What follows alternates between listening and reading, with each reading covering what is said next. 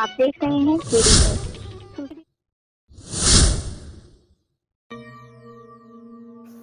हमी को कातिल कहेगी दुनिया, हमारा ही कत्ले आम होगा। हम ही कुएं खोदते फिरेंगे, हम ही पे पानी हराम होगा। आइए इस शेर से खबर की शुरुआत करते हैं।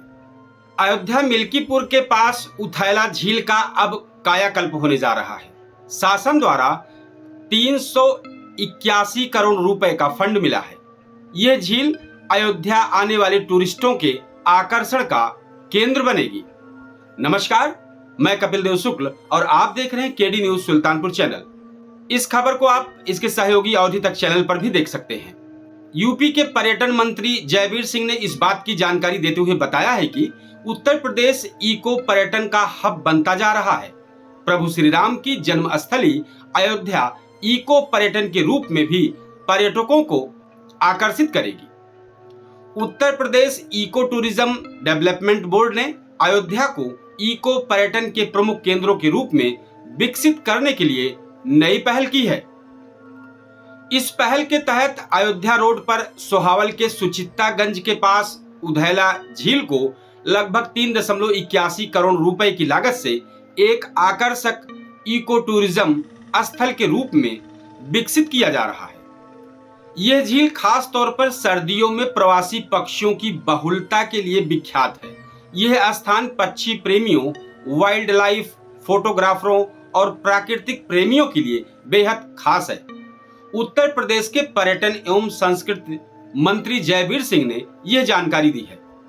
उन्होंने बताया है कि अयोध्या शहर से महज 30 किलोमीटर की दूरी पर स्थित यह स्थल भगवान श्री राम के मंदिर के दर्शन के लिए आने वाले लाखों श्रद्धालुओं के लिए एक आदर्श प्राकृतिक गंतव्य के रूप में उभर रहा है।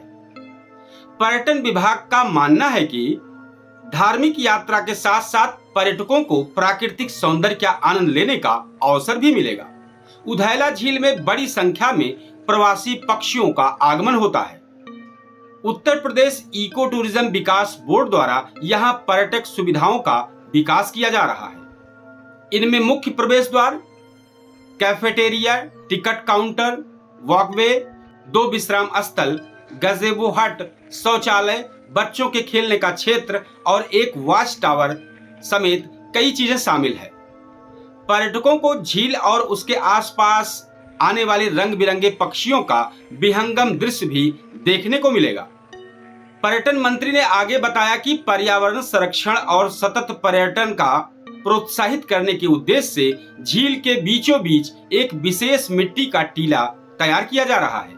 यह टीला विशेष रूप से पक्षियों के लिए सुरक्षित प्रजनन स्थल के रूप में कार्य करेगा।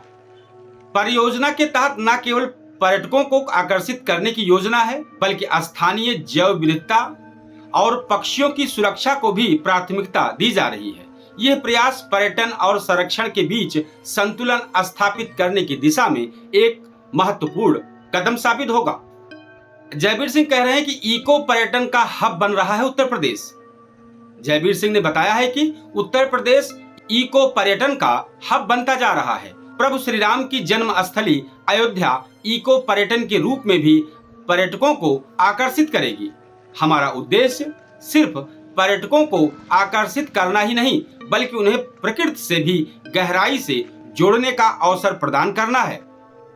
उधैला झील जैव विविधता, सौंदर्य और सुविधाओं के साथ शीघ्र ही प्रदेश के सबसे अधिक संभावना वाले इको पर्यटन स्थलों में से एक बनकर उभरेगा।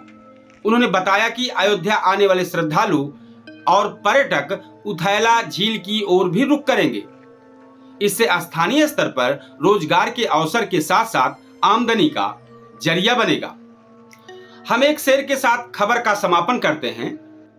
तुम्हारी फाइलों का मौसम गुलाबी है, तुम्हारी फाइलों का मौसम गुलाबी है, मगर ये आंकड़ा झूठे हैं, ये दावा किताबी है।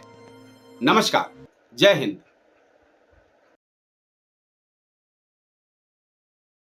आप देख रहे हैं केडी न्यूज।